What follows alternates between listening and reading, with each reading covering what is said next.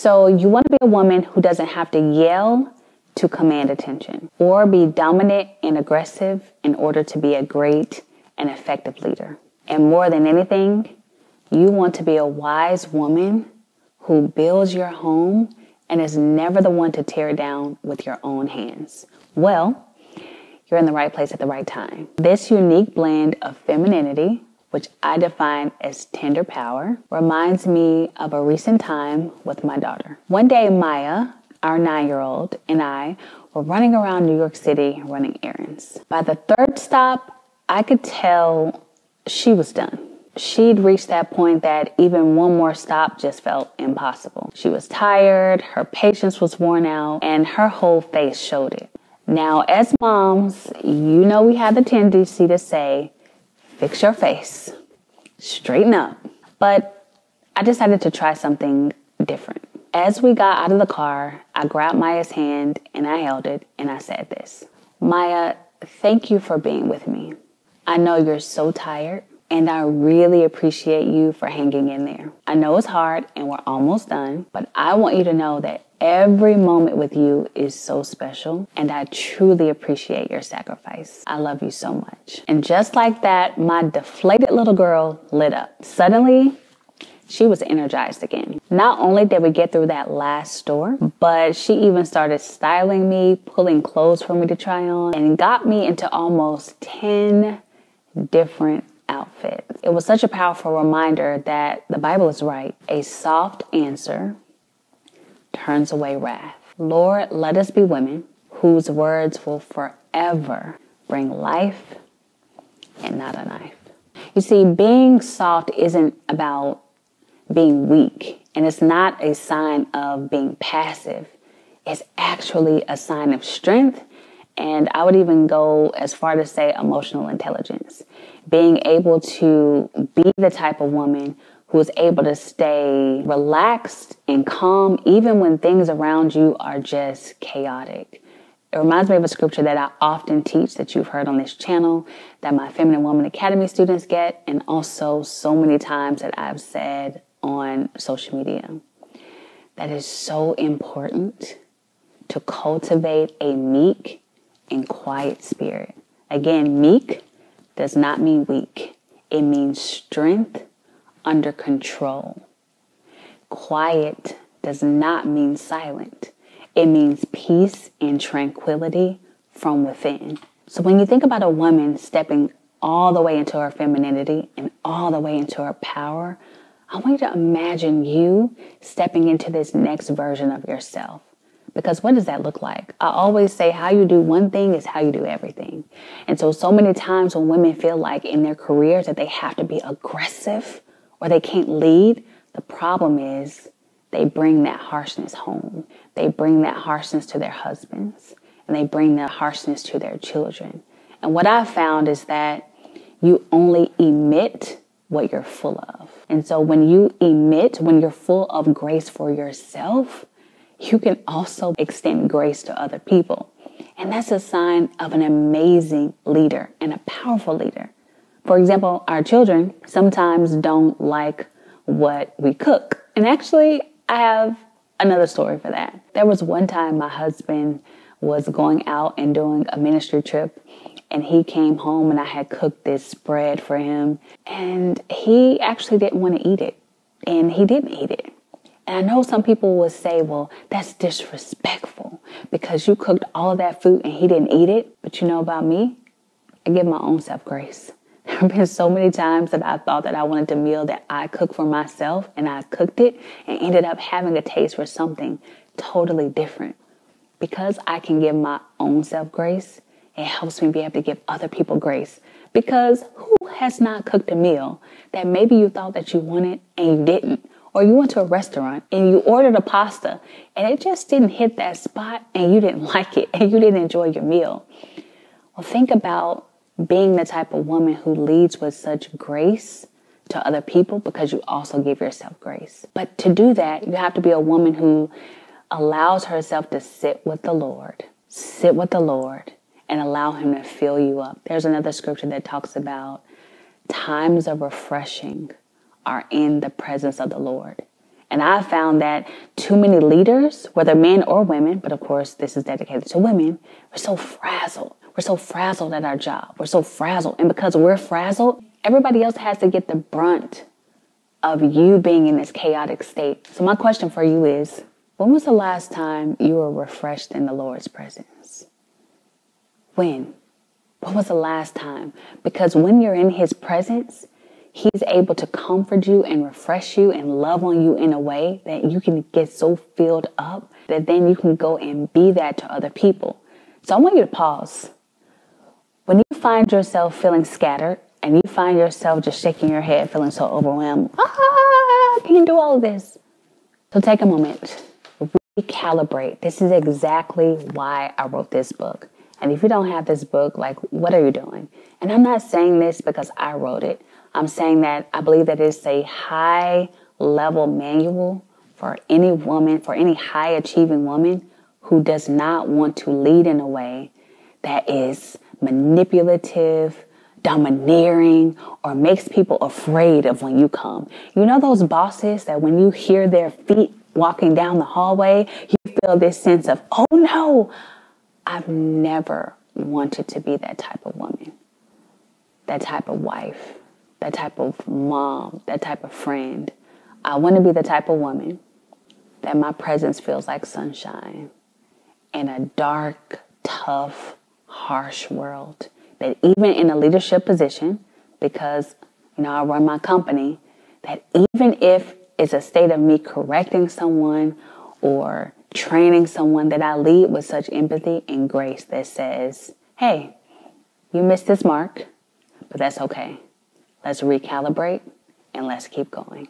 So make sure you get that book. I want you to write this down and I'm going to read this to you.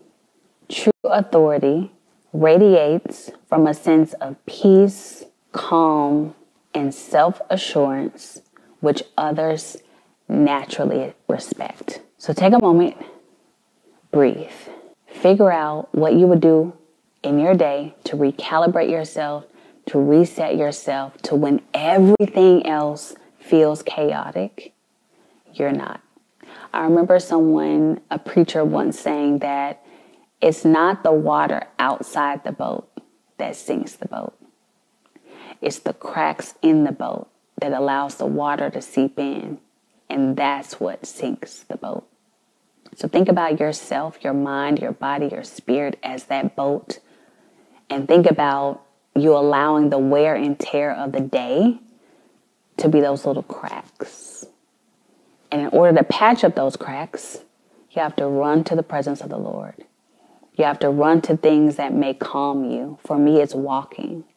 Figure out the spiritual aspects and the natural aspects of things that you can do to calm you. For me, one of those things is praying in the Spirit. It's praying. It's singing a song. It's a confession. To confess means to agree with God. So that way, no matter what the day looks like, I know certain things I can do to get myself in my most energetic self, most productive self, and guess what? Even more, my softest self. Because I truly believe that if you're watching me, you don't want to be chaotic. You don't want to be aggressive. You don't want to be dominant, and you don't want people to run away from you because they're scared of you. You want to be the type of woman that is very inviting, very warm, and very secure. So you have some work to do. And I want you to start by reading this book on the chapter about resetting, recalibrating, refocusing. Read that book. Okay. Another key for you to step into this softness and power, this tender power, is to soften your demeanor, which goes back to the book, but I'm going to take it a little step further. Because sometimes it's easy to have a very closed and very uninviting demeanor. For example, this. When you fold your arms and you move your neck to the side and you are stiff, it's not giving a very powerful presence. It's giving a very intimidating presence. It's giving a I said what I said presence. It's giving a I'm not listening to you presence. So unfold those arms. Stay open. Don't lock up. Don't tighten your body. Don't tighten your arms. Don't tighten your demeanor. Don't tighten your cheeks. Think about it. Soften your demeanor. That means relax your shoulders. Roll your shoulders back. Unclench your jaw. Relax. Do some jaw exercises or something. Practice smiling. And someone said, does that feel fake? Well, I think anything feels fake if you're not used to doing it. Anything feels forced if you're not used to doing it. I remember when I first started cooking, and I didn't know how to cook. You all know I didn't learn how to cook until I was 22. I would take every recipe line by line, and I would do one measurement, and I'd run back and look at the ingredient list. Then I'd do one more thing, I'd run back and look at because it wasn't natural to me.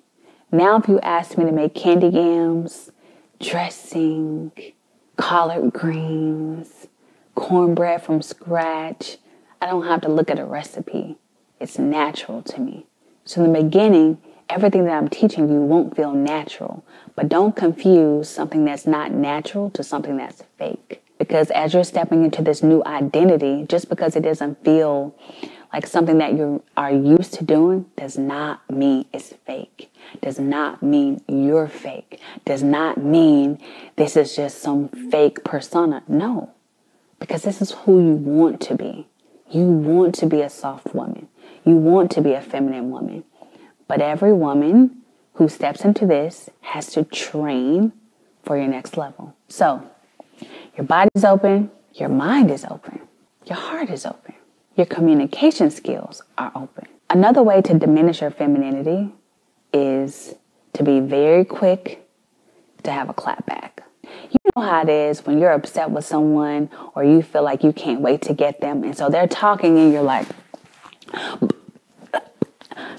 and you're not actually listening to them. You are conjuring up your next response so that whatever they said goes null and void because you're not even listening to them. To be a feminine, powerful woman is to be an empathetic listener. And I have a scripture for that. And I'm sure you know this scripture, but in case you don't, let me read it for you. James 1:19. Something about being quick to listen and being slow to speak. There's power in the pause. There's power in allowing, just because someone is saying something, and I know your heart kind of stops a little bit because something about you wants to just jump back at them. No, just even with my daughter, I saw her face, I saw her demeanor. It's okay. This is going on, but breathe. We really diminish our power because we rush too fast into our responses. Pause. Take a step back. Because a lot of times we rush into a pause because we don't want people to feel like we're weak. We don't want people to feel like we're uninformed. And my question for you is, why in the world do you think so much about what other people have to think about you? And you think less about who you are and yet who you want to become. I'm not worried about people thinking that I'm weak or I'm a doormat. And in fact, it's actually the opposite. When people see me, they see a confident woman, a secure woman. But even above that, they see a woman who operates out of love, character, and integrity. So beyond me being a millionaire, beyond me being a wife and a mom, above me being all these things, you know what I want to be exhibited in my life more than anything? The fruit of the Spirit. I think there's something in there about gentleness. I think so. I think there's something in there about temperance. I think there's something in there about, you know what I mean? I want that to be so evident in my life. I want God to bear fruit in me. That is so special and that is so deep. And so I can't mistreat you. I can't treat you bad because at the end of the day, I want to please Him. My overall goal in life is not to be right in my eyes or yours, but to be righteous in God's eyes. And so as you think about stepping into this new level of your tender power, I want you to think about it not as just a set of rules, but really everything that you encompass. Your spirit. How's your spirit right now? How's your spirit right now? Your soul. Is your soul thirsting after the Lord? Is your soul thirsting is your soul thirsting after something deeper than even you may think? You may think you are dissatisfied with your job. You may think you are dissatisfied with where you are in life. But what is the state of your soul? What is the state of your mind? What is the state of your body? What is the state of your will? What is the state of your emotions? Focus on those things. And you will not only see your femininity skyrocket, but you'll see your relationship skyrocket. You'll see so many people drawn to you, so many opportunities drawn to you, not because of your resume, not because of your skills, not because of your expertise, but because of what you exude. And that first starts with, I always say that you will look like who you spent the most time with.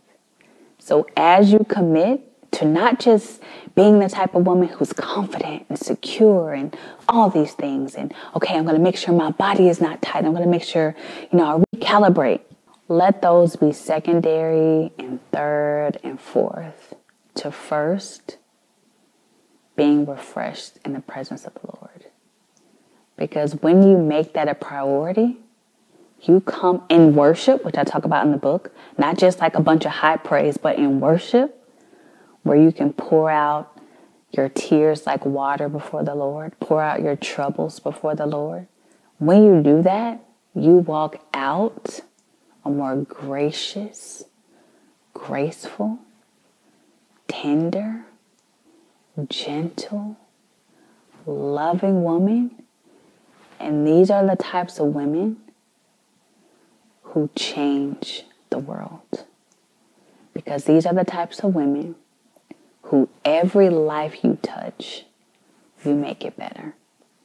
I hope you enjoyed this teaching today, and I want to invite you to be a part of my world, to be a part of my ecosystem, to be a part of communities where high-achieving Christian women are coming together, where we are growing at a rocket speed. So here's what I want you to do.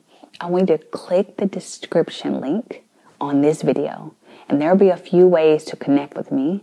And one way, of course, if you're watching me, you don't have this book yet. Like, where have you been? This, of course, will be one of the ways. And I recommend you doing the jet set tier. That's going from how I used to be a flight attendant to building this multi-million-dollar brand. And then there are other ways in even a higher level for you to connect with me. But we don't have to be like what we've seen. We don't have to be a product of our environment. We can become exactly who God is calling us to be. And I'll be honored to coach you into that next space. Until next time, talk soon. Bye.